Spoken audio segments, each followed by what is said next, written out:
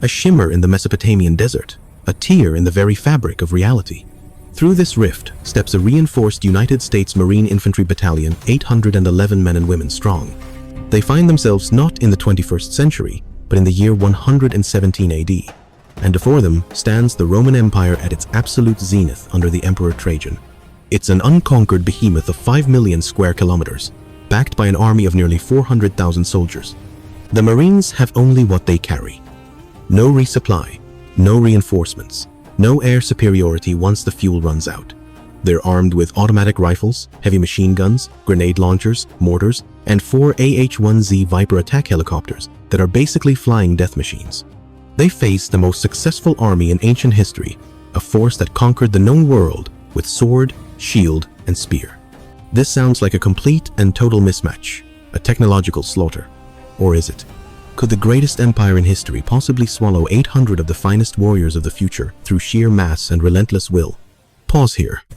Do you think the Roman army would keep charging after seeing their friends explode from invisible magic? Or would they retreat immediately? Vote charge or run in the comments. The battalion commander doesn't waste a single second. The moment the shimmering portal snaps shut behind them, the Marines form a hasty 360-degree perimeter. Sergeants hardened by modern conflict get their 13-man squads into position. The M27 infantry automatic rifle, the standard weapon for every Marine, feels alien in this ancient landscape, but reassuring. Immediately, drones are launched quiet eyes in the sky, instantly mapping the terrain and spotting the approaching threat. A Roman cavalry patrol, followed by the vanguard of a full legion, marching with the confident swagger of conquerors. From the Roman perspective, it's a bizarre sight. Men in strange green and brown clothing, without a single glint of polished lorica segmentata armor. No eagle standard, no familiar horns. They look like lost barbarians, strangely organized, sure, but no match for the might of a legion. The legate gives the order to advance, to encircle and crush this little anomaly. At 500 meters, a distance where Roman archers are just starting to think about stringing their bows, the world erupts. The Marine commander gives a single word: engage. A wave of 5.56mm rounds from hundreds of rifles smashes into the Roman front line. The sound is a terrifying, continuous crackle, a sound no human has ever heard before. Roman shields, the legendary scutum, designed to stop swords and spears, are torn apart like they're made of paper. The disciplined Roman lines, drilled to absolute perfection, simply disintegrate under a volume of fire they can't even begin to comprehend. Then, the heavy weapons open up. The deep, thudding report of M2 50 caliber machine guns sends rounds tearing through multiple ranks at once, turning disciplined cohorts into red ruin from over a kilometer away. The signature thump thump thump of Mark 19 grenade launchers follows, walking 40mm high explosive grenades into the stunned Roman formations. Each explosion is like a miniature catapult strike, but there are dozens of them, arriving every few seconds. The Romans are brave. You have to give them that. They try to form the Testudo, the famous tortoise formation, with shields locked overhead to defend against arrows. It's a tactic that has worked for centuries, but against 81mm mortars, guided by drone operators who see the battlefield like gods, it's a death sentence. High explosive shells rain down with pinpoint accuracy, blasting the shield walls apart and leaving craters filled with the dead. In less than 10 minutes, a Roman legion of nearly 5,000 men, a force that could conquer a kingdom, is broken and routed. They came expecting a battle. What they got was an extermination. The initial slaughter is only the beginning. The real gap isn't just in the rifles, it's in the gear that changes the whole game. Hovering over the battlefield, untouchable and probably unseen by the Romans below, are 4 AH-1Z Viper attack helicopters.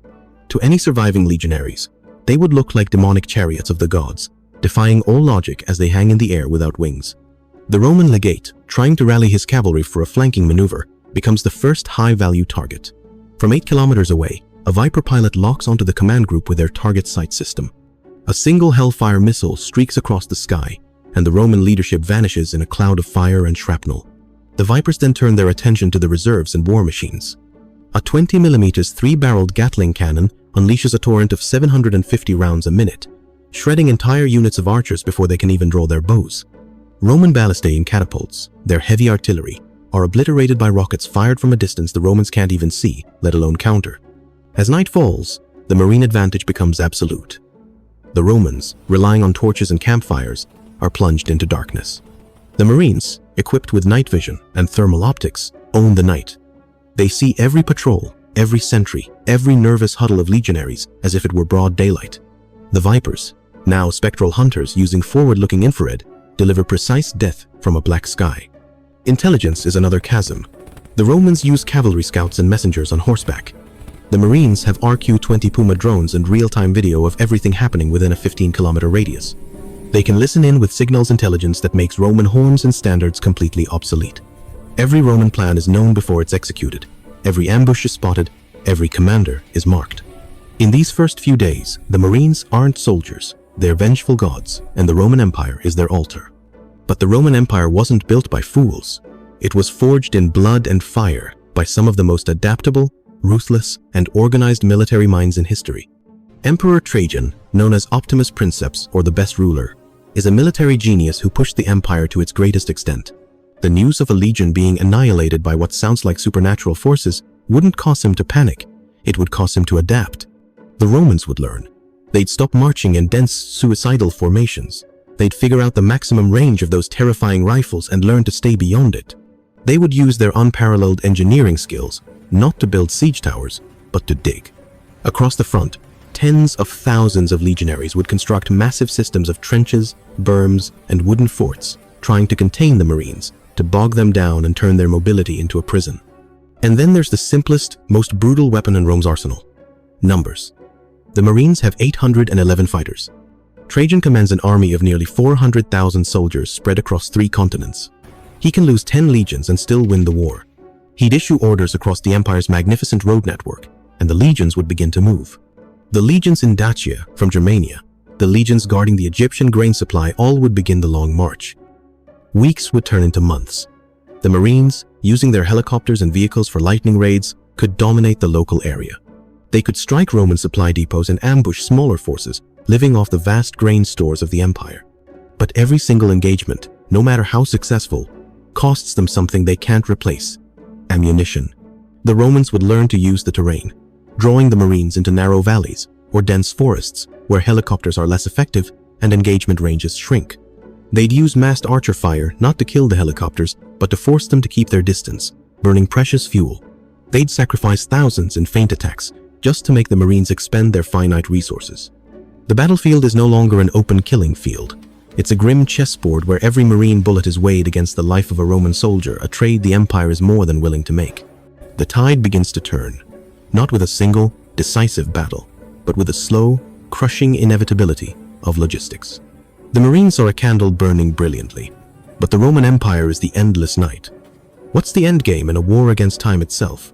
Before we get to that final verdict, if you're finding this clash of ages fascinating, take a moment to subscribe and hit that notification bell so you don't miss our next epic What If. The defining factor in this whole conflict is a simple, brutal truth. The Marines cannot rearm. A standard rifleman carries about 210 rounds. An automatic rifleman might carry more, but a battalion's entire stockpile of over 1 million rounds would evaporate in weeks of constant fighting. The Mark 19 seconds would fall silent first. The 50 caliber machine guns would be next. Finally, the Vipers would be grounded, their fuel tanks dry and missile pylons empty, becoming nothing more than 8-ton monuments to a lost advantage. The Marine commander knows this. Victory isn't possible by winning battles. It's only possible by ending the war. Their only hope is a strategic decapitation strike. Their last major asset would be the fuel saved for one desperate mission, an assassination run on Emperor Trajan himself. Using the last of their fuel, 2 Vipers could fly deep into Roman territory, guided by drone recon to strike the Emperor's campaign headquarters. If they pull it off, the effect could be catastrophic for the empire. The death of a powerful emperor like Trajan could trigger a succession crisis, a civil war that would shatter the Roman war effort. It might give the Marines the chaos they need to survive, maybe even becoming feared mercenaries or kings in a shattered land. But if they fail, if Trajan isn't where they expect, or if the Roman state proves resilient enough to absorb the shock, the battalion's fate is sealed. Legions, numbering not in the thousands, but in the tens of thousands, would converge. The Marines, their advanced weapons, now little more than clubs, would be encircled. They would fix bayonets and fight with the ferocity they are famous for. In the final, bloody melee, a Marine with a combat knife is a match for any legionary with a gladius. But they can't fight 100 to 1. They would be overwhelmed. They might take 100,000 Romans with them, a butcher's bill unheard of in the ancient world, becoming a terrifying legend whispered for centuries. But in the end, they would fall. The lone battalion wins every exchange, every battle, every skirmish. But the Roman Empire, vast, adaptable, and relentless, wins the war. Technology is a powerful god, but logistics is the merciless titan that devours all.